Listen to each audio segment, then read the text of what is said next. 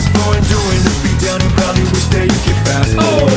Don't you worry about it, say some goofy last words after do this, do that, and the third. Hey guys, this is Party Kid Elite here. Today we're going to be reacting to a video here, a special request from Business Arrow. He wants me to react to Cozmetic Storytime.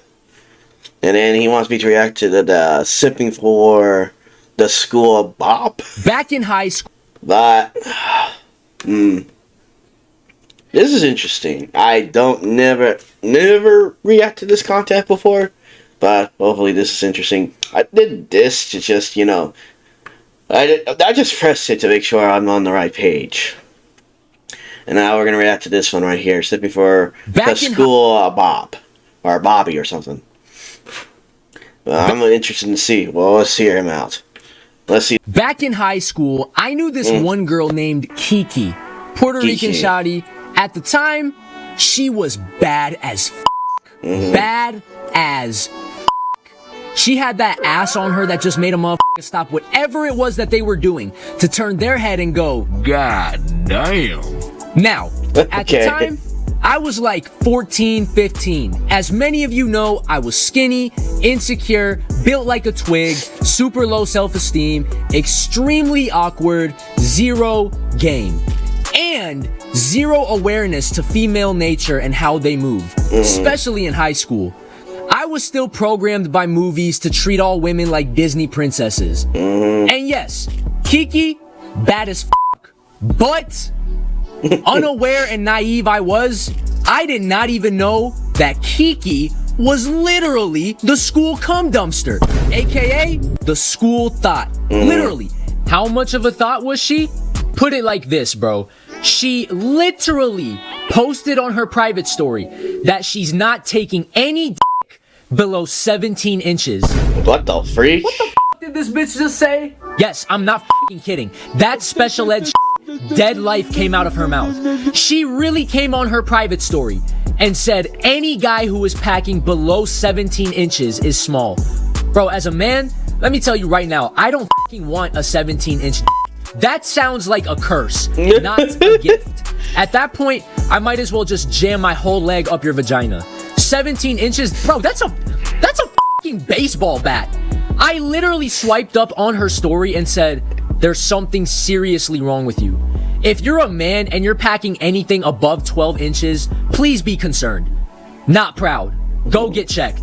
You have a weapon of mass destruction. Also, not to mention, every dude at our school either wanted a piece of that ass or already got a piece of that ass. No, like, seriously, I knew like 3 people I played football with that already clapped them cheeks. Everybody in my friend group wanted to f*** her.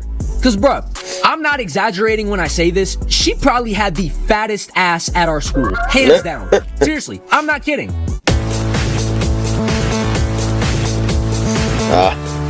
What the heck? Oh yeah. So, me being super awkward but feeling her, I shot my shot. Let me put it this way. She did not reject me, but she did not accept me either. She loved the attention I was giving her, so she kept me as an orbiter on the back burner. And for the first 2 quarters of sophomore year, I was her little simp. This e-girl Latina thought at our school. Looking back, I wish I could time travel and go back in time to slap the ever-living out of 15-year-old me for being a dumbass and letting this bitch play me. Keep in mind, I was a football player around this time. She was a cheerleader.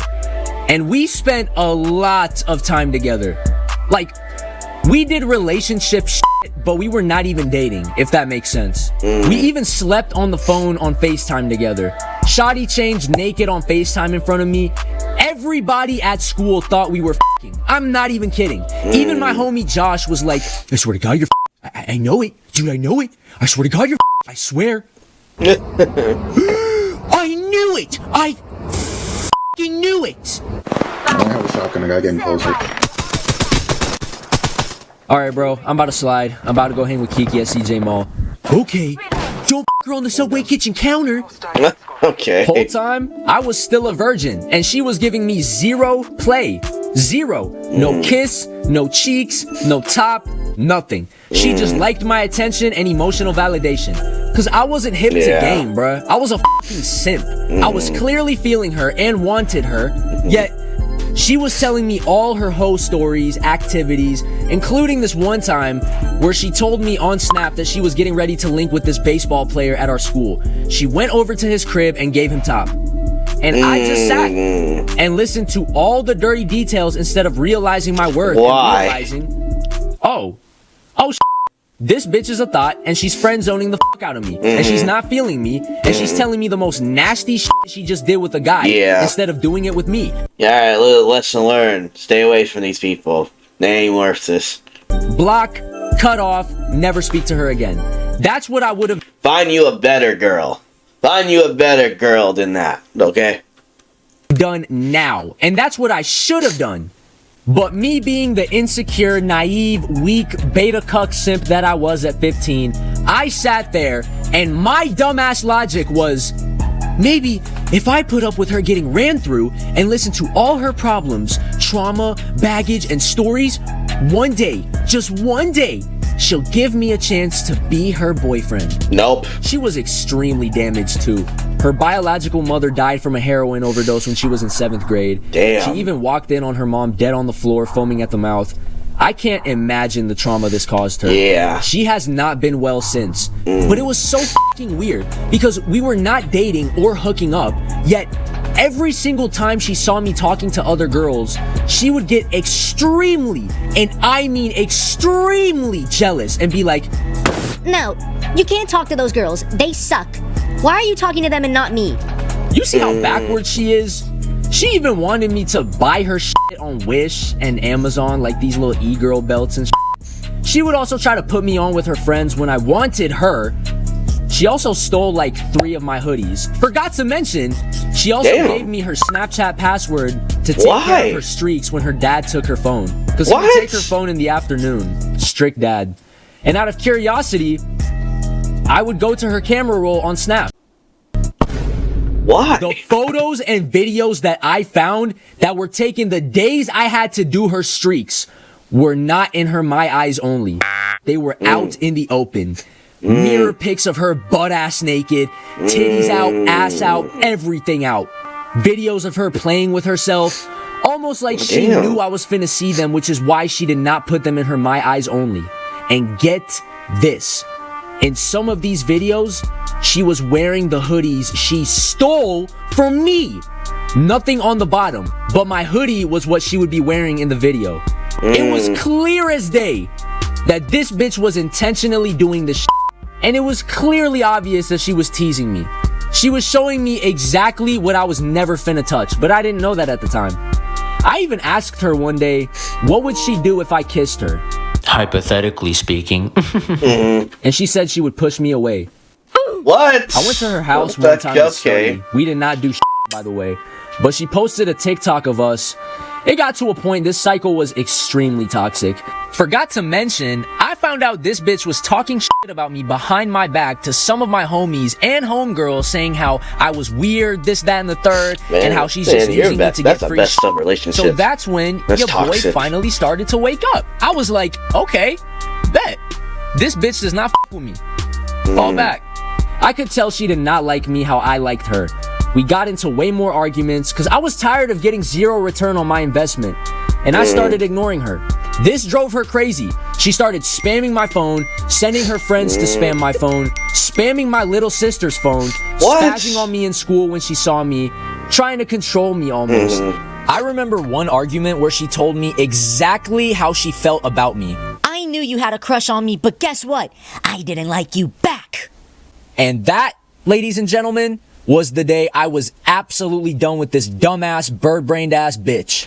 And one day, I just put my foot down during an argument and said, I'm done with you, bitch. Goodbye and good riddance. God have mercy on the next guy who meets you. According to my friend, the next day in class, she broke down crying because of that conversation. She stalked my profile a few times in the future. All her friends f***ing hate me. I even had a class with the bitch senior year. I did not even acknowledge her ass. Point is, I was being emotionally milked, my guy. like a damn free-range simp cow. She knew exactly what she was doing. I was not some random background simp, nah bruh. I was her main source of validation while she went and gave the physical to other dudes. She used my attention as emotional methadone for her own pain. And me, being 15 years old at the time, insecure and Disney brainwashed, I ate it all up thinking maybe, just maybe, love would triumph. But here's the thing I learned, and most dudes don't. I woke up. I grew the balls to cut that toxicity off. I saw the pattern. I realized I was worth more than being the therapist with a football jersey. I stopped confusing proximity and attention with love. And for that, W. But let's also take a second to acknowledge the damage on her end too.